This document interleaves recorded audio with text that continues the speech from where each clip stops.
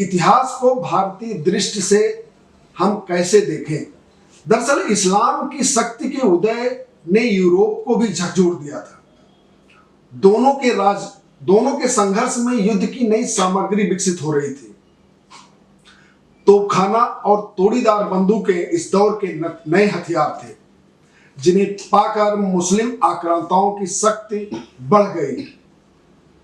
इन्हीं सब कारणों ने तुर्कों मुगलों को अजेय बना दिया था और भारत इस काल चक्र में फंस गया।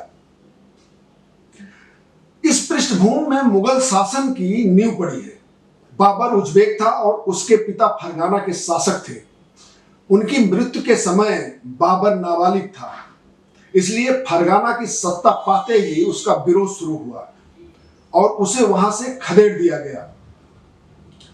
बाबर उलुग बेग के शिशु उत्तराधिकारी की फौजों को हराकर काबुल का शासक बन बैठा। दिल्ली सल्तनत के निरंतर चलने वाले आंतरिक संघर्ष के कारण इब्राहिम लोदी से असंतुष्ट दौलत खान लोदी के निमंत्रण पर उसने दिल्ली पर आक्रमण किया।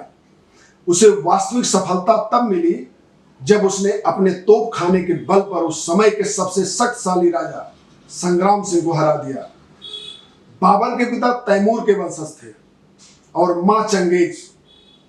केवल वह ही नहीं बल्कि सभी मुगल सम्राट अपने को मुगल के बजाय तैमूरी कहलाना पसंद करते थे।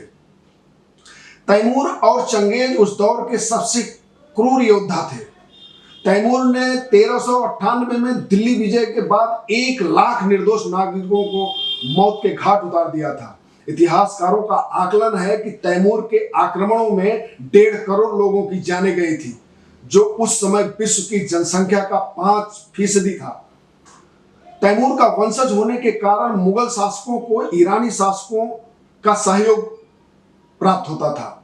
47 साल की उम्र में बाबर की मृत्यु हो गई और हुमायूं गद्दी पर बैठा, लेकिन कुछ समय बाद अफगान शेरशाह सूरी से पराजित होकर उसे ईरान में सफाविद शासकों की शरण लेनी पड़ी।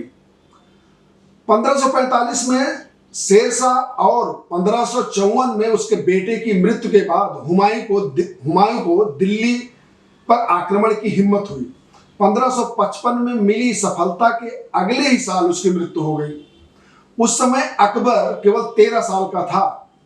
अकबर की जो शुरुआती सफलता थी वो बैरम खां के कारण हुई। उसे पानीपत की लड़ाई में राजा हेमचंद के अचानक घायल होने पे हारते हारते विजय हासिल हुई थी। असल में अकबर से ही भारत में मुगल शासन का आरंभ माना जाना चाहिए। उसके बाद 1707 तक लगभग 1.5 शताब्दी तक मुगल शासन में स्थिरता रही। अकबर को अन्य सब मुस्लिम शासकों से अलग दिखाने के लिए यह कहा जाता है कि वह उदार था, दूसरे धर्मों के प्रति सहिष्णु था और उसने अपने विजय अभियान से भारत के अधिकांश क्षेत्रों को एक शासन में बांध दिया। हालांकि अचेत हेमचंद्र के साथ और चित्तौड़ विजय के बाद किले के 30,000 निशस्त्र लोगों के साथ उसने जो किया, उससे उसकी वही छवि उभरती है जो सभी मुस्लिम शासकों की छवि थी, गाजी की छवि। लेकिन बाद में उसके व्यक्तित्व में उदारता और सहिष्णुता के लक्षण भी दिखाई देते हैं।